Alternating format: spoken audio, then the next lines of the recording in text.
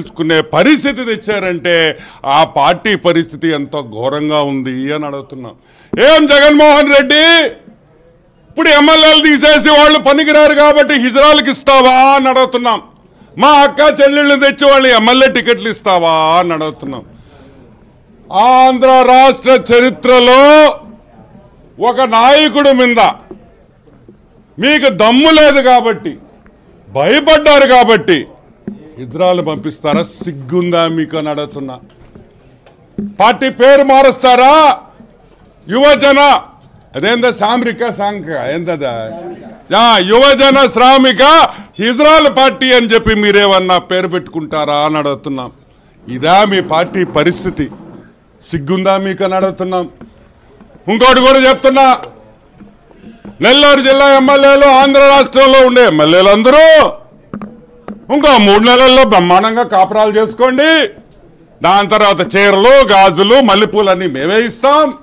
మిమ్మల్ని అందరినీ హిజ్రాలుగా డిక్లేర్ చేసి మీరు మా హిజ్రా అక్క చెల్లెళ్ళతో మీరు బ్రహ్మాండంగా తిరగొచ్చని కూడా నేను మనవి చేస్తున్నా. ఇప్పుడు కన్నా మారండి. రాజశేఖర్ రెడ్డి పరువు తీయొద్దు, పెద్ద ఆయన పరువు తీయొద్దు. ఇజ్రాయల్ నింద్ర తీసుకొని వచ్చేది ఎదవల్లారా? ఇంత పెద్ద పార్టీ పెట్టుకొని బాగా మెక్కి ఒళ్ళంతా బలిసి ఒక్కొక్క నా కొడుక్కి వచ్చి మీ పార్టీ కోసం పోరాడి దమ్ములు ఎదురే మీక డబ్బులు ఇచ్చి ఇజ్రాయల్ పంపిస్తారా? యాదవల్లారా ఏం బ్రతుకులరా మీ? డబ్బు సంపాదిస్తే కాదురా రే. తెలుగుదేశం కార్యకర్తల్ని చూసి ధైర్యము దమ్మెందే ఏందో తెలుసుకోండి అని కూడా మీకు అందరికీ చెప్తున్నా.